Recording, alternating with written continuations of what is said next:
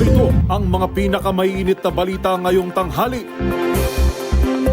Rollout ng NFA Rise sa Metro Manila simula na ngayong araw. Turnover ginanap sa San Juan City. Vice President Sara Duterte nagsampa ng reklamo sa Korte Suprema hinggil sa impeachment laban sa kanya. 3 taong fixed term para sa commandant ng Philippine Coast Guard nilagdaan ni Pangulong Bongbong Marcos. Sa MBC TV correspondents, dump truck nahulog sa bangin sa Benguet, mag-inang pasahero sugatan.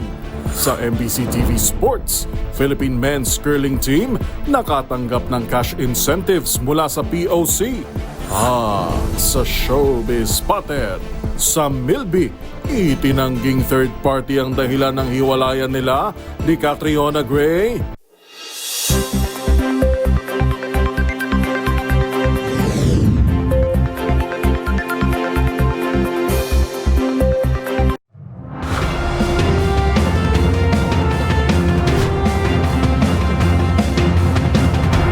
Bawat balita, makabuluhan.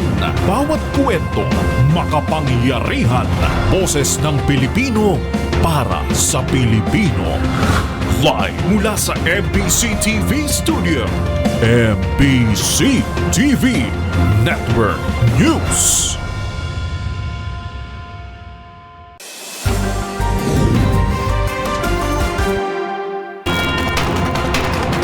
Pilipinas, una sa ating mga balita. Umarangkada na kaninang umaga ang rollout ng unang batch ng murang NFA rice sa Metro Manila bilang tugon sa deklarasyon ng Food Security Emergency ng Agriculture Department. Ang mga detalye ihahatid ni Edwin Duque. Ngayong umaga ang ceremonial turnover ng NFA Rice, kaugnay pa rin ng release of NFA Rice due to food security emergency. Dumating si San Juan Mayor Francis Zamora, kamarinis sa Sura Congressman Eli Villaferte, Department of Agriculture Francis Tiu Laurel, at iba pang opisyal ng lokal at national government dito sa Valenzuela. Nasa 67 LGUs ang kabilang sa mga makakatanggap ng bigas mula sa murang presyo ng NFA, kung saan ay ngayong umaga ang pinaka-main event dito sa lungsod ng Valenzuela. Matandang ngayong umaga rin marangkada ang rollout ng NFA Rice sa mga LGUs sa buong Metro Manila. Ayon kay DA Secretary Francisco Tiu Laurel, ito ang unang batch ng bigas ng NFA na ilalabas at dalhin ito sa Food Terminal Incorporation sa FTI. Unang nagpahayag na bibili ng bigas si San Juan Mayor Francis Zamora at Kamsura kong Congressman Elre Villaferte, kabilang sa mga probinsya ng Cavite, Taytay, Cainta, Batangas, Calamba, San Jose, Occidental, Galapan, Oriental Mindoro, Puerto Princesa at marami pang iba ang nagpasabing sila ay bibili ng murang bigas. Kinumpirma rin ni DA Secretary Chu na maaaring makabili ng bigas ang LGUs sa pamagitan ng pakipag-umawa sa FTI. Maaari nilang ibenta ang bigas ng hanggang 1 kilo bawat pamilya. Pinayuhan ni Cho ang mga magbebenta sa merkado na i-monitor upang hindi makapagsamantala o makapatong ng presyo ng bigas. Sa ngayon, anya ay merong stock na 300,000 tinulada ng bigas at magtutuloy-tuloy ang kanilang pagbili sa mga magsasaka kung kinakailangan para matugunan ang supply ng bigas. Para sa MBC TV Network News, ako sa Ares 23. Edwin Duque nagulat sa DSRH, una sa Pilipinas, una sa Pilipino.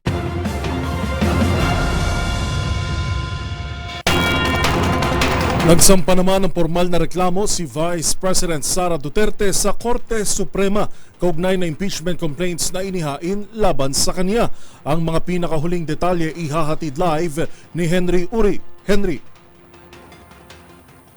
Well, nagsampa na rin ng reklamo sa Korte Suprema si Vice President Sara Duterte kaugnay sa impeachment case na ipinato sa kanya ng mababang kapulungan ng Kongreso. Batay sa impormasyon mula sa Narbasa, Fortune at Salazar Law Office na siyang kakatawaan sa pangalawang Pangulo, nais nilang questionin ang legalidad at teknikalidad ng anilay minadali na pagsasampa ng impeachment case laban sa pangalawang Pangulo. Dagdag pa ng naturang law firm, hindi nasunod ang mga requisitos ng batas, lalo na ang konstitusyonalidad na dapat sana'y sinunod para lamang maging legal ang batayan ng impeachment case laban sa Vice President. Kaninang umaga, ang mga tauhan nga ng naturang law office ay nagtungo na sa Supreme Court para formal na isampa ang nasabing reklamo. Hangad na mga ito na resolbahin ng Korte Suprema pabor sa kanila. Kung hindi man Yuel ay maipahinto na ng tuluyan ang impeachment case laban sa pangalawang Pangulo.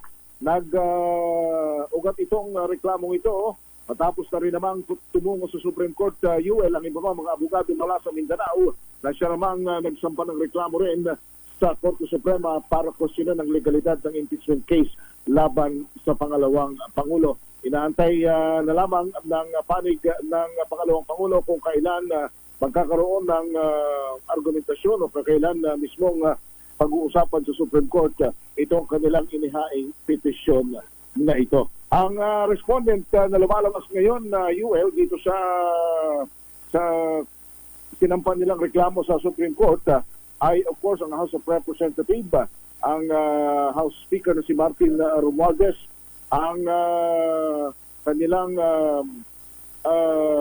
Secretary General si Secretary General Reginald Velasco at maging si Senator Francis Escudero bilang Senate President. Para sa NBC Network News, ako si Henry Uri para sa DCRH, una sa Pilipinas. Una sa Pilipino. Maraming salamat, Henry Uri.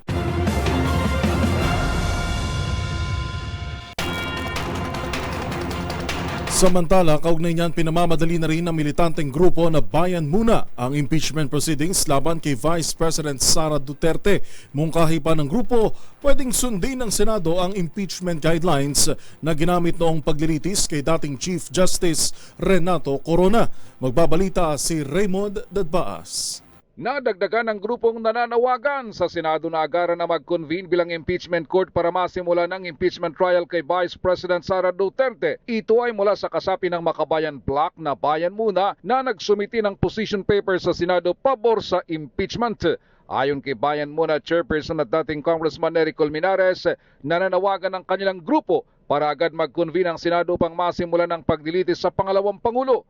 Para kay Colmenares, may sapat na panahon para makompleto ang impeachment trial bago matapos ang 19th Congress sa June 30, 2025. Mungkahi ng grupo ay gamitin ang naaprubahan at nailathala ng rules of impeachment ng Corona trial sa halip na bumalangkas muli ng panibagong rules.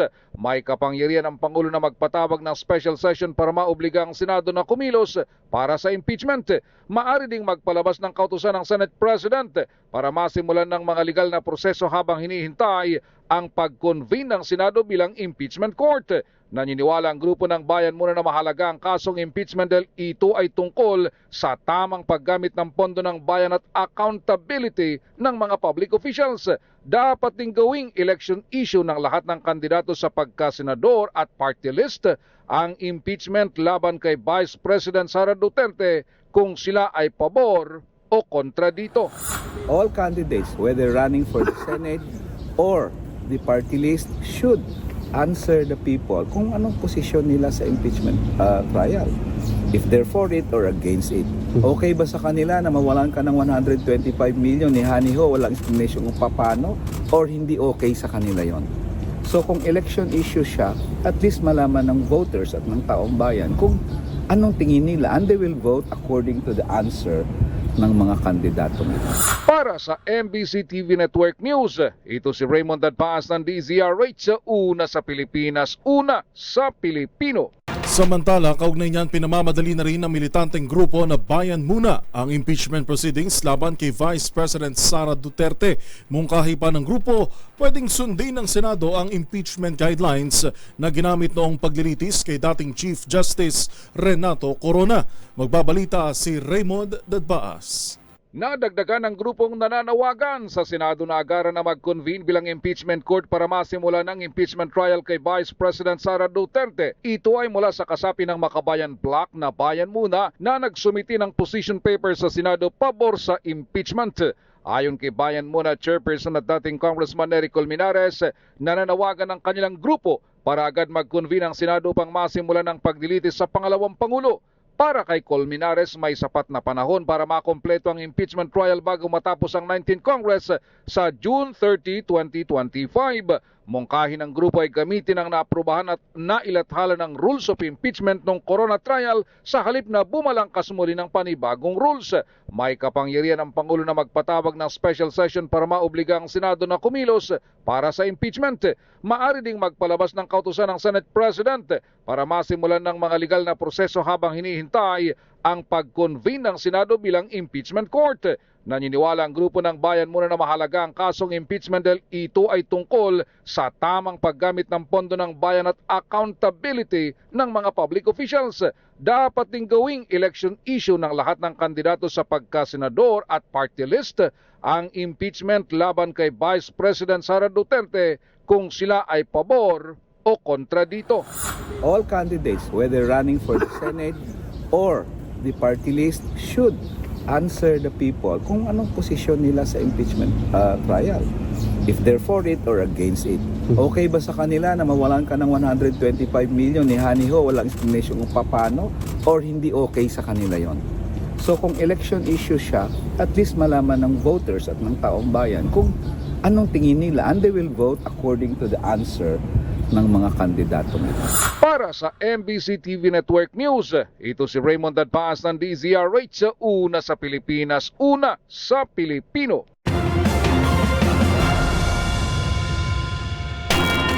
Sa iba pang mga balita, walang kawala maging ang Facebook at TikTok sa mga posibleng mapanagot ng House Tri-Committee sa kanilang malaking gampanin sa pagkalat ng fake news at misinformation sa social media. Pakinggan ang ulat ni Milky Regunan.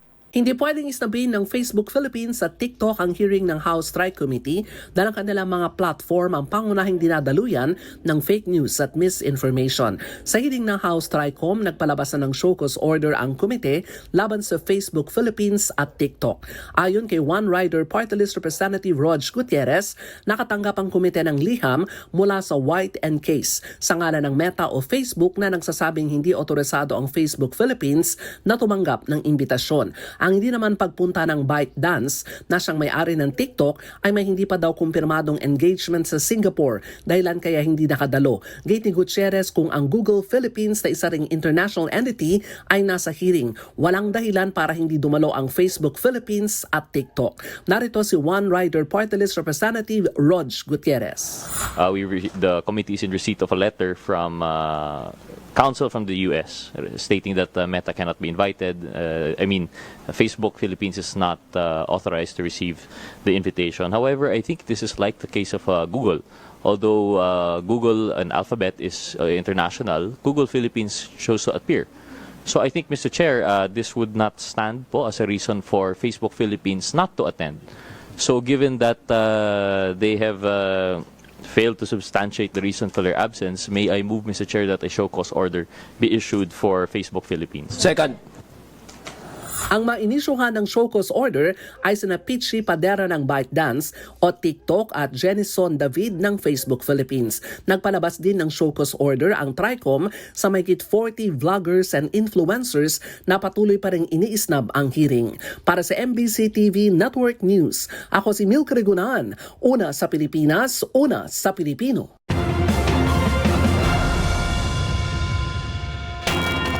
Sa kaugnay na balita, naniniwala si Surigao del Norte 2nd District Representative Robert Ace Barbers na napapanahon nang magkaroon din ng prangkisa ang iba't ibang social media platforms. Makatutulong anya ito upang mapangalagaan ang freedom of speech at expression ng mga Pilipino. Ang buong detalye sa report ni Kyle Bulias. Iminumungkahi ngayon sa Kamara ang paggawad ng legislative franchise sa iba't ibang social media platform tulad ng Facebook, Instagram, TikTok at YouTube. Kasunod ito na nagpapatuloy na pagdinig ng House Tri-Committee para labanan ang pagkalat ng fake news. Ayon kay Congressman Robert Ace Barbers, dapat matutukan kung ano ang pananagutan ng mga naturang platform sa patuloy na pagkalat ng maling impormasyon sa internet. Sa pamamagitan aniya ng pagbibigay ng prangkisa, magkakaroon ng mas maayos na regulasyon sa social media nang hindi nasasagasaan ang freedom of expression ng publiko. Kasi naniniwala ako na una, ang social media platforms, isang negosyo yan at kumikita yan. Di ba?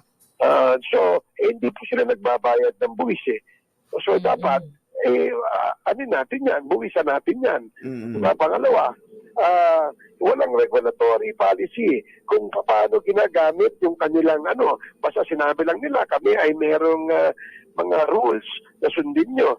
Paano naman halimbawa yung pagpayag nila ng Sang-ayon din ng Scamwatch Pilipinas na makatutulong sa national revenue ang paggawad ng prangkisa sa mga social media platform. Pero sa kabila nito, binigyang diin ng co-lead convener ng organisasyon na si Art Samaniego na dapat muna itong sumailalim sa masusing pag-aaral. Paliwanag ni Samaniego, maaaring masagasaan ng free speech ng netizens, gayong ginagamit ng internet sa pag-express ng kanilang mga sarili. Cons naman ito, baka magkaroon ng threat to free speech. Yes. Kasi magkakaroon na ng control ang gobyerno pag magbibigay siya ng legislative franchise sa social media at pwedeng potentially leading to censorship at mga restrictions sa online expression. So ito yung dapat pag-aralan talaga ng husto ng gobyerno. Bukod dito, maaari din umanong magamit sa pamumulitika ang paggawad ng legislative franchise at paboran lamang ang ilang platform na pasok sa kagustuhan ng nasa gobyerno. Pero sinabi ni Samaniego na napapanahon na ang pagkakaroon ng batas para sugpuin ang nasa likod ng pagtaas ng cybercrime sa bansa. Sa monitoring ng Scamwatch Pilipinas, mas mataas na umano ang kita ng cybercrime kaysa sa illegal na droga. Sabi ni Samaniego, ito ay dahil low risk, high gain ang cyber scams, hindi tulad ng pagbebenta ng illegal na droga na madali kang mahuhuli. Para sa MBC TV Network News, ito si Kyle Bulyas ng DZRH, una sa Pilipinas, una sa Pilipino.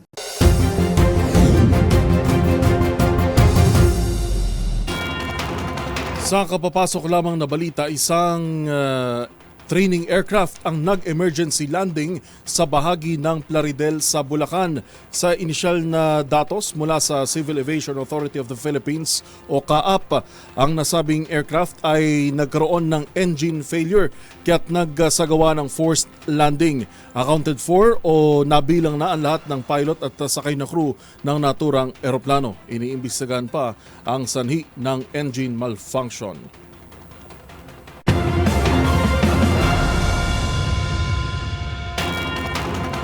Aprobado na ni Pangulong Bongbong Marcos ang batas na magtatakda ng fixed 3-year term para sa pinuno ng Philippine Coast Guard. Paniwala ng mga mambabatas, makatutulong ito upang tiyakin at pagtibayin ang seguridad ng bansa. Narito ang report ni Ms. Leth Narciso. Ganap ng batas ang pagkakaroon ng fixed term para sa Commandant ng Philippine Coast Guard. Pinirmahan ni Pangulong Ferdinand Marcos Jr. ang Republic Act 12122 kung saan magiging fixed na ang termino ng PCG Commandant sa loob ng 3 taon. Layo nitong mabigyan ng stability ang serbisyo ng PCG lalo na sa pagharap sa mga hamon sa West Philippine Sea. Una nang sinabi ng mga mambabatas na nakaangkla ang hakbang na ito sa security interest ng bansa dahil matitiyak nito ang continuity sa pamunuan ng PCG.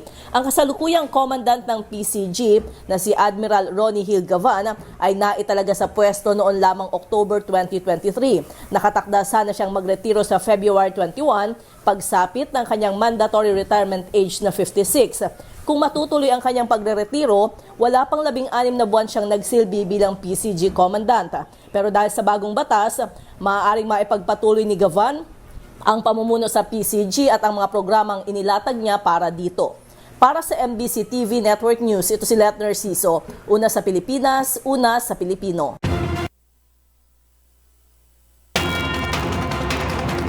Sa iba pang balita, kalaboso ang isang lalaking talamak umano sa pamamalimos habang may bitbit na ice pick sa kahabaan ng Blumentritt sa Maynila.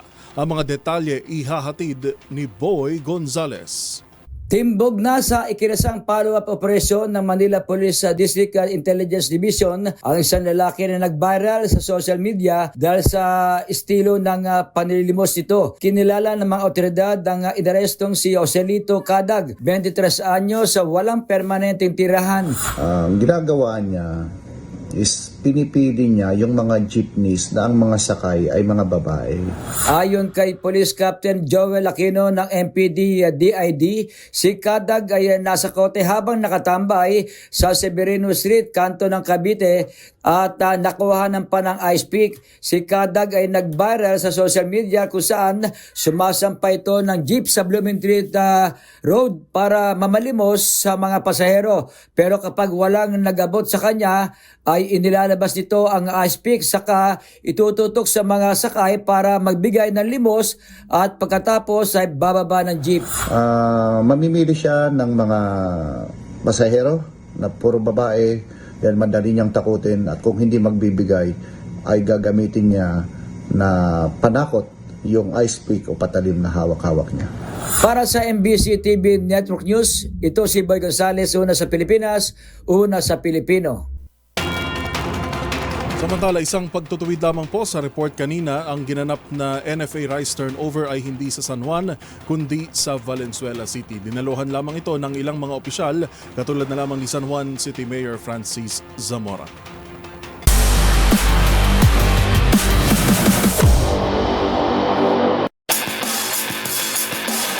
Sa mundo naman ng curling, bilang pasasalamat sa pag-uwi ng kauna-unahang ginto ng Pilipinas sa Asian Winter Games, nakatanggap ng cash incentives ang men's curling team ng bansa mula sa Philippine Olympic Committee o POC.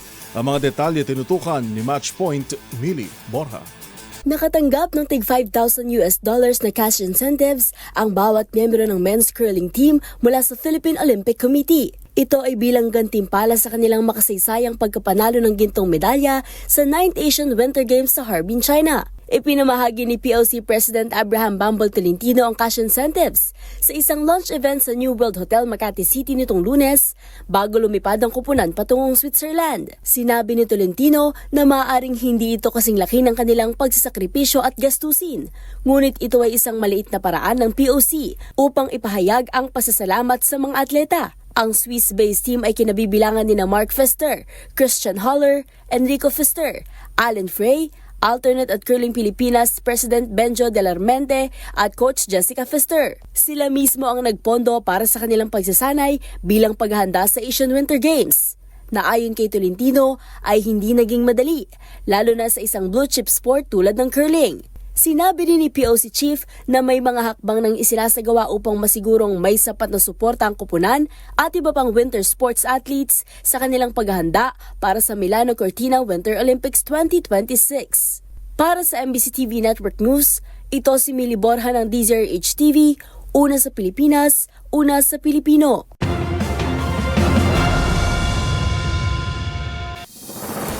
Narito pa mga balitang dapat ninyong abangan. Kapit mga kababayan, taas pasahe sa eroplano at LRT1 kasado sa Marso at Abril. Sa MBC TV Global, US Tech Giants, tinutulungan umano ang Israel sa gera kontra Hamas gamit ang AI. Sa Showbiz Spotted ang kapamilya leading man na nagbabalik takilya bilang dating Pangulong Manuel L. Quezon, kilalanin. At sa Expert's Opinion, isang araw matapos ang Flirt Day, flirting, totoo nga bang nakatatanggal ng stress? Lahat ng yan sa pagbabalik ng MBC TV Network News.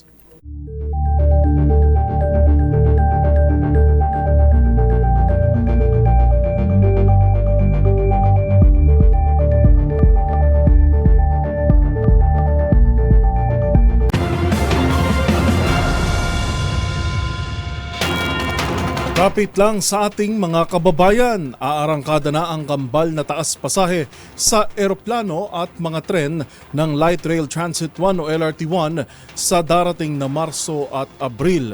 Ang buong report ihahatid ni Rovic Manuel. Inaasahang tataas muli ang presyo ng mga tiket sa eroplano sa susunod na buwan. Ito ay kasunod ng anunsyo ng Civil Aeronautics Board o CAB matapos nitong ibalik sa Level 5 ang fuel surcharge rate mula sa Level 4 na epektibo ngayong Marso. Sa ilalim ng Level 5 rate, pinapayagan ng mga airline na maningil ng fuel surcharge ng nasa 150 pesos hanggang 542 pesos para sa domestic flights, habang 500 pesos naman hanggang 3,700 pesos para sa international flights ng mga pasahero. Matatandaang sa ilalim ng level 4 nito, ang passenger fuel surcharge ay nasa pagitan ng 117 pesos at 342 pesos sa domestic, habang 385 pesos naman hanggang 2,867 para sa international flights. Ayon sa CAB, inadjust ang fuel surcharge alinsunod sa paggalaw ng presyo ng jet fuel. Samantala, taas singil rin sa pamasahe ang asahan sa Light Rail Transit 1 o LRT1 pagdating naman ng April 2 ngayong taon. Ito ang inanunsyo ng pamunuan ng Light Rail Manila Corporation o LRMC kasunod ang pag-aproba ng Department of Transportation sa pagpapatupad ng bagong fare matrix nito. Sa kasalukuyang fare formula na 13 pesos 29 centavos para sa boarding fee at 1.21 pesos na dagdag kada kilometro, tataas na ito ng 16.25 pesos na boarding fee at 1 peso and 47 centavos naman na pamasahe kada kilometro. Ibig sabihin ang maximum fare ng 45 pesos para sa single journey ticket ay tataas sa 55 pesos, habang ang minimum fare ay mula sa 15 pesos patungong 20 pesos. Lumabas ang bagong singil 2 buwan matapos magsagawa ng public hearing ang DOTR sa petisyon ng LRMC para sa taas pamasahe na matatandaang ipinetisyon na rin noong 2016, 2018, 2020 at 2022 na hindi inaprubahan. Para sa MBC TV Network News, ito si Rovic Manuel ng DZRH TV, una sa Pilipinas, una sa Pilipino.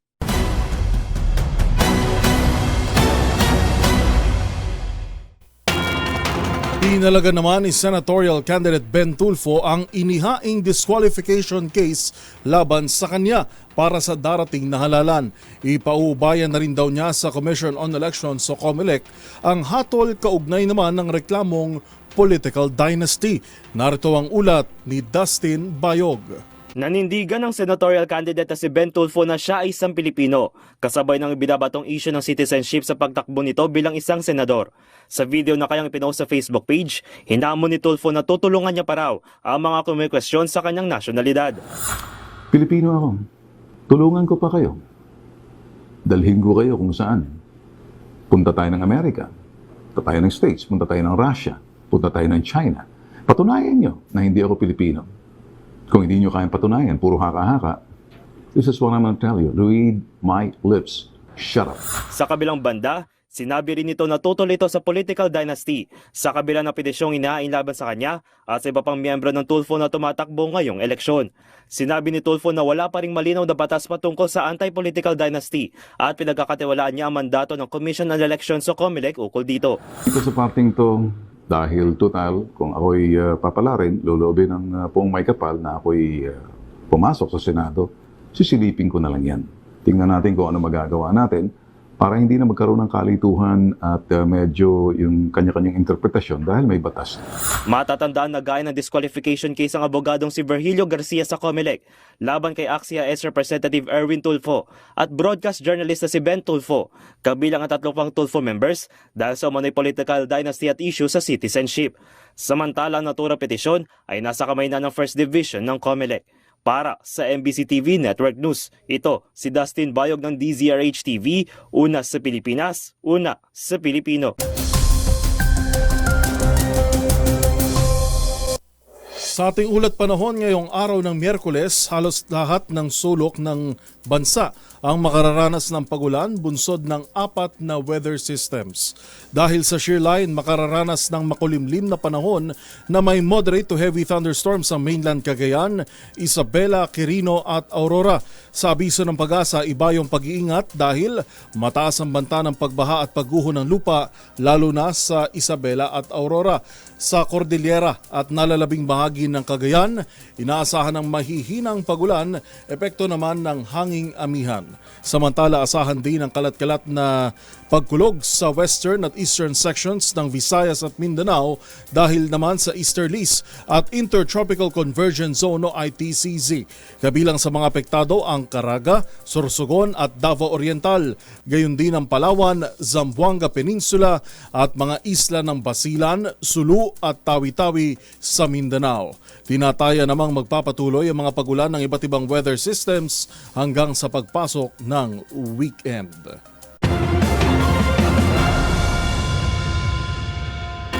Walang dapat ipag-alala Ito ang tiniyak ng Philippine National Police o PNP kasunod ng di umano'y pagsipa ng kidnapping cases sa bansa. Paglilinaw ng PNP, nagpapaalala lamang ang kanilang pwersa sa publiko bilang kampanya laban sa kidnapping. Magbabalita si Edniel Parosa. Kinalma ng pambansang pulisyang publiko kaugnay ng sinasabing insidente ng kidnapping sa bansa. Ayon kay PNP Public Information Chief Police Colonel Randolph Tuanyo, hindi totoong tumataas ang kaso ng pagdukot. Kaugnay ito ng pangamba na maraming netizen matapos mismong PNP Aviation Security Group nang nagpaskil ng paalala patungkol sa kidnapping. Paliwanag ni Tuanyo, tulong lamang umano ito ng AVSE Group at iba pang unit sa PNP Anti-Kidnapping Group para magpakalat ng awareness o kamalayan sa krimen. Purely initiative lang po. Tinutulungan lang po nila yung ating direktor ng AKG sa pagpapalabas ng lahat ng mga attention na sinasabi nila na words na ginamit po nila yung attention para maiwasan po yung mga ganun. Batay sa datos ng AKG, 4 na tradisyonal na insidente ng pagdukot ang naitala nitong Enero habang 0 sa Pogo at casino related. Mas mababa ito sa 6 na insidente ng kidnapping sa parehong buwan noong nakaraang taon kung saan 4 ang for ransom at 2 ang Pogo o casino related. Para sa MBC TV Network News, ito si Edniel Parosa ng DZRH, una sa Pilipinas, una sa Pilipino. Nagsimula na ang peace talks sa pagitan ng Amerika at Russia para tapusin na ang lumalalang digmaan nito kontra Ukraine. Ngunit tila na etsa puwera ata ang ilang European nations na bahagi ng NATO at maging ang Ukraine. Yan at iba pang mga napapanahong balita mula sa iba't ibang panig ng mundo sa Global Headlines Report ni James Galange.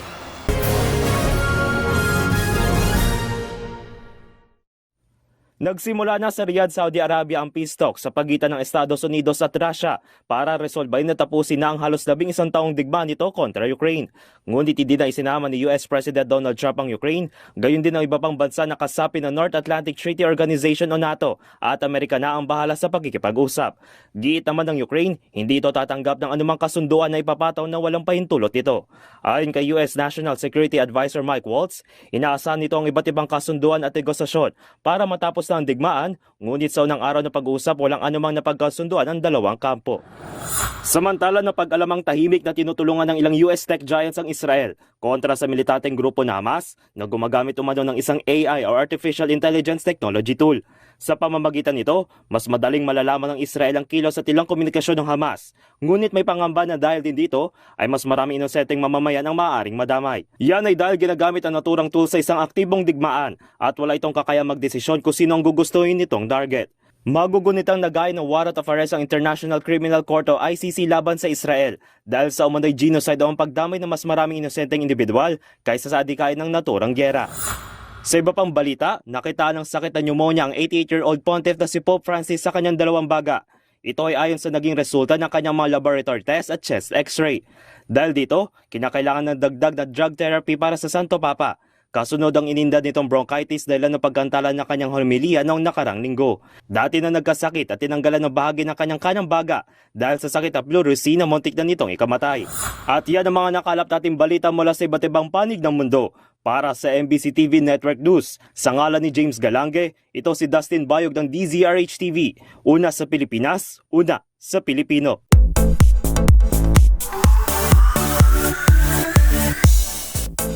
Matapos namang isa pelikula ang buhay ni na General Luna at Goyo Gregorio del Pilar, ang kwento naman ng dating presidente na si Manuel Luis Quezon ang bibigyang buhay sa big screen.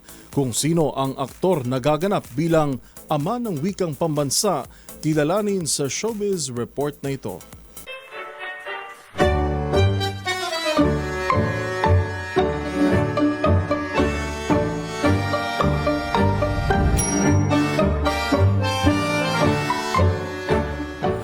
Si Jericho Rosales ang gaganap bilang Manuel Quezon sa historical film tampok ang kwento ng ikalawang Pangulo ng Pilipinas. Ang tinaguriang ama ng wikang pambansa, namuno mula 1935 hanggang 1944. Taong 2018 pa nang huling nasilayan sa big screen si Echo nang bumida ito sa romantic drama na The Girl in the Orange Dress.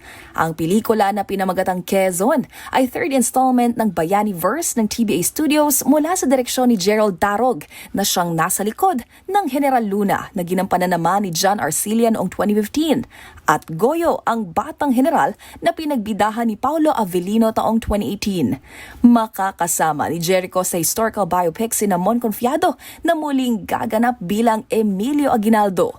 Ka-real na bibidang Aurora Quezon na may bahay ng yumaong presidente at Benjamin Alves bilang batang Quezon na may ipinost ng picture sa Instagram kung saan may hawak sila ni Echo na 20 peso bill. Samantala, isa namang salute emoji ang comment ni Janine Gutierrez sa ibinahaging video ni Echo kung saan ni-reveal na siya ang bibida bilang Quezon. Nakatakdang ipalabas ang naturang pelikula sa mga sinihan ngayong taon. Abangan sa aming pagbabalik sa Bakit Ikaw DZRH Election Series, dating Executive Secretary Vic Rodriguez isusulong ang targeted ayuda kung maiuupo sa Senado. Sa MBC TV Sports, Pinoy MMA fighter na si Jeremy Pakatiu sasabak sa panibagong laban sa Thailand. At sa Showbiz Spotted, sa Milby, pinalagan ng haka-hakang nagkaroon ng third party sa relasyon nila ni Catriona Gray. Lahat ng yan at marami pang iba dito sa MBC TV Network News.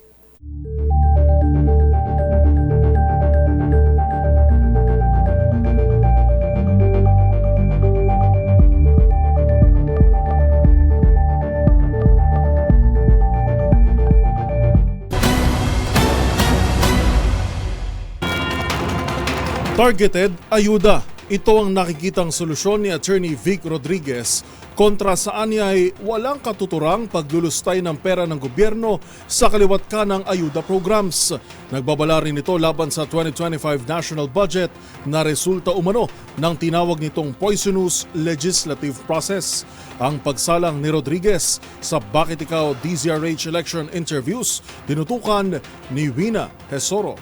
Spending billions, hundreds of billions of pesos dito sa walang katuturang AKAP at AYEX. Bakit hindi natin tulungan instead yung modernization ng jeepneys? Targeted ayuda para sa mga magsasaka, mangingisda, sektor ng transportasyon at iba pa ang isusulong ni Attorney Vic Rodriguez. Sa Bakit Ikaw series ng DZRH para sa midterm elections, sinabi ng dating Executive Secretary at ngayon tumatakbong senador na hindi siya naniniwala sa ayuda na ipinapamahagi ngayon katulad ng AKAP at AYEX. Bakit hindi natin bigyan ng targeted ayuda or approach itong mga magsasaka, itong mangingisda at miyembro ng transport sector?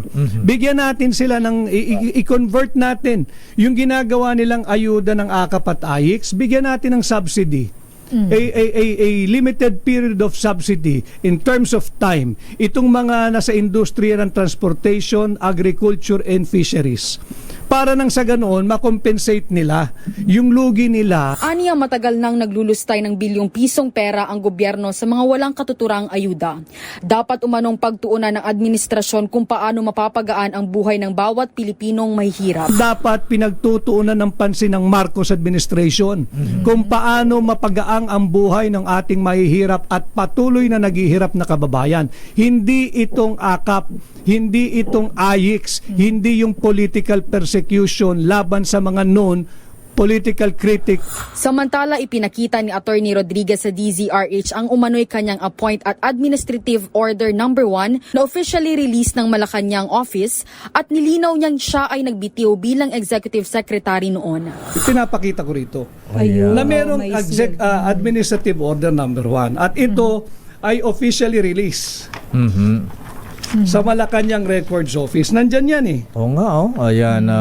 So wala tayong ginagawa ritong hindi totoo. Sinabi pa ni Rodriguez na ang 2025 GAA ay produkto ng very poisonous legislative process kung saan nakitaan nila ng blankong 28 items sa final ratified, approved and signed by Cameral Conference Committee report na nagkakahalaga ng 241 billion pesos. Itong 2025 GAA, ito ay produkto ng very poisonous legislative process. Nakita ng sambayan ng Pilipino 28 items sa final ratified, approved and signed Bicameral Conference Committee report blanco. Ayon pa sa kanya, hindi niya matanggap ang korupsyon sa bansa at hindi umano pwedeng hindi labanan at wala ritong lalaban, kaya tinanggap niya ang hamon na pamunuan ang tunay at maisog na oposisyon. Hindi ko matanggap ang korupsyon na lakay at hindi rin pwedeng hindi labanan at walang lalaban dito. Kaya tinanggap ko ang hamon na pamunuan ang tunay at maisog na oposisyon.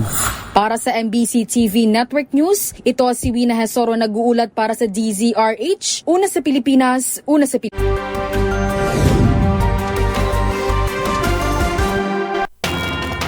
Sa iba pang balita, sugatan naman ang isang mag-inang pasahero matapos mahulog sa bangin ang sinasakyang dump truck sa Benguet. Nawalan daw umano ng preno ang nasabing sasakyan.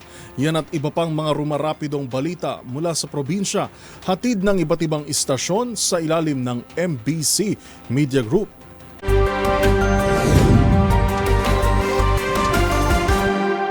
Nasugatan na mag-inang sakay sa isang mini dump truck matapos itong mahulog sa isang taniman sa Tood Gambang, Bacon, Benguet. Ang mag-inang biktima ay edad 72, 36 anyos at pareho nakatira sa Upper Gambang, Bacon, Benguet. Batay sa report ng Bacon Municipal Police Station, nawala umano ng preno ang mini dump truck na minamaneho na isang 36 anyos na tubo sa Upper Gambang habang binabaybay ang kalsada sa Tood Gambang patungo sa Proper Gambang.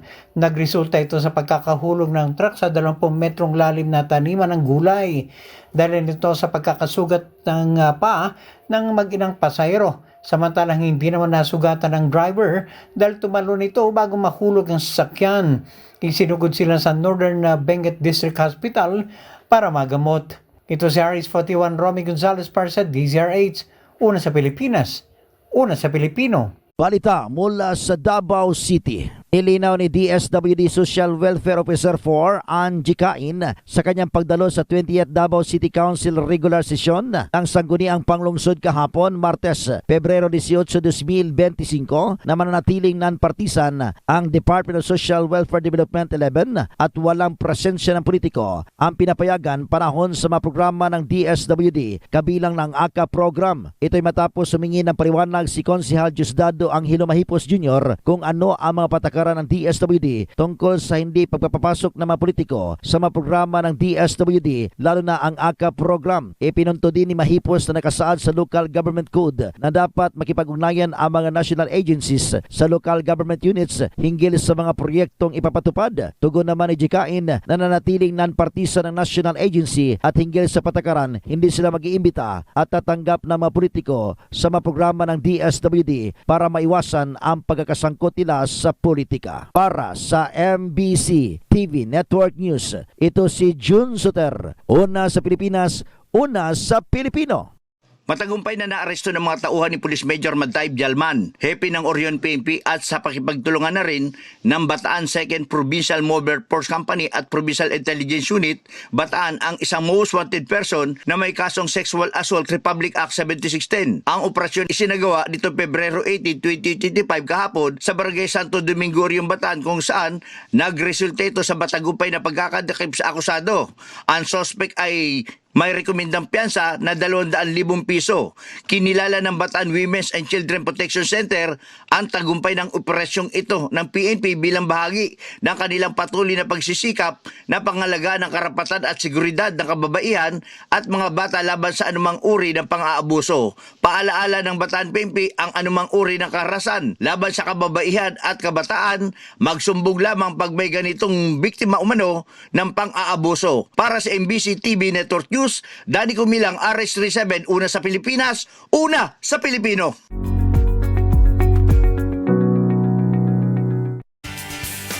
Matapos bumida ang couples at mga may kani-kanilang special someone noong Valentine's Day, hindi rin nagpahuli sa Flirt Day ang marami sa atin na single but ready to mingle.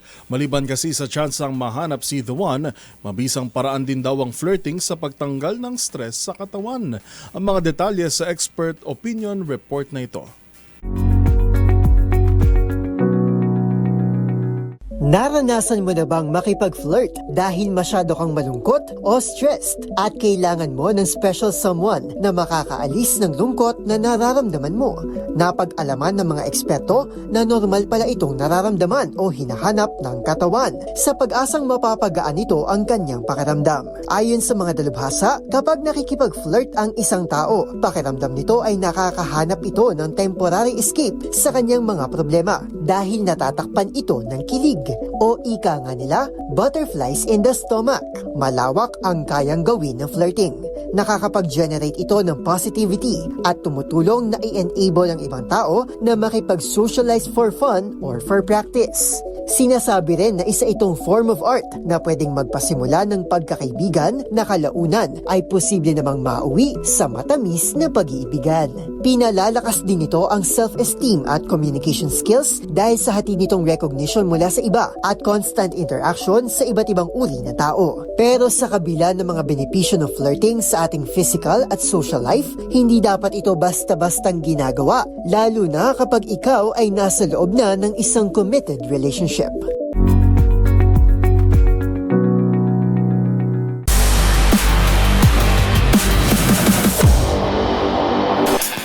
Sa mundo ng mixed martial arts o MMA, nakatakdang sumabak sa One Fight Night 29 sa Thailand ang Filipino fighter na si Jeremy the Juggernaut Pakatiw. Kabang-abang ang magiging laban nito dahil makakaharap ni Pakatiw ang tinaguriang Filipino killer mula Mongolia. Ang mga detalye sa report ni Matchpoint Millie Borja. Matapos makansila ang kanilang laban noong nakaraang linggo, muling sasabak sa aksyon ng 5th ranked bantamweight contender ng One Championship na si Jeremy the Juggernaut Pakatiw. Ngunit hindi magiging madali ang kanyang pagbabalik dahil makakaharap niya ang rank 4 na si Angkor Hill Batarku sa One Fight Night 29 sa March 8 sa Lumpini Stadium, Bangkok, Thailand. Dapat sanang makakalaban ni Pakatiw si Ibrahim Dauv sa One Fight Night 28, ngunit bigo itong makuha ang tamang timbang sa kompetisyon kaya hindi natuloy ang laban. Sa halip, isang mas mabigat na pagsubok ang kanyang kaharapin, ang Mongolian fighter na kilalang Filipino killer sa loob ng circle. Samantala, nagpasalamat naman si Pakatiw sa panibagong pagkakataon na lumaban at sinigurong handa, nakatutok at ibibigay ang lahat ng kanyang makakaya. At yan ang mga latest updates sa mundo ng sports. Para sa MBC TV Network News, ito si Millie Borja ng DZRH TV, una sa Pilipinas, una sa Pilipino.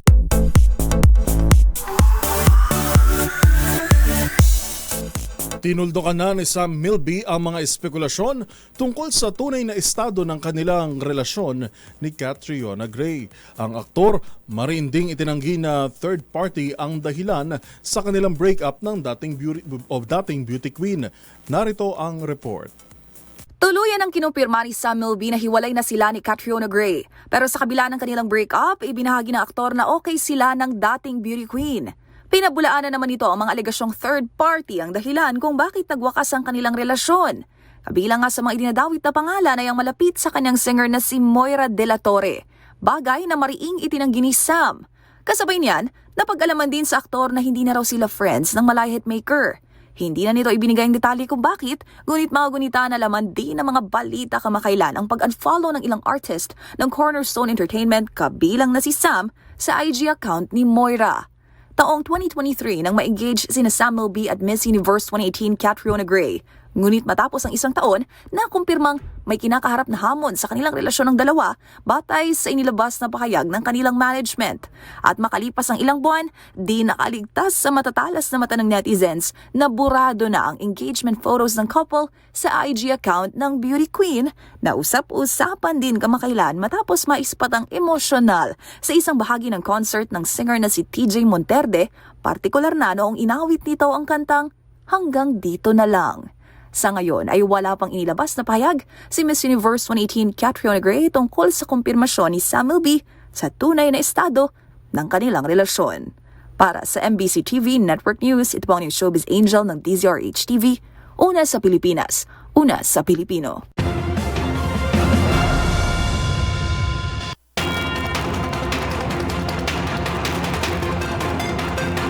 At yan na po mga balitang nakalap namin ngayong araw ng Miyerkules. Sa ngalan po ni Karen Oyong, ito si Yuel Reyes. Magkita-kita tayo muli bukas araw na ng Huwebes para sa mga balitang makabuluhan, mga kwentong makapangyarihan.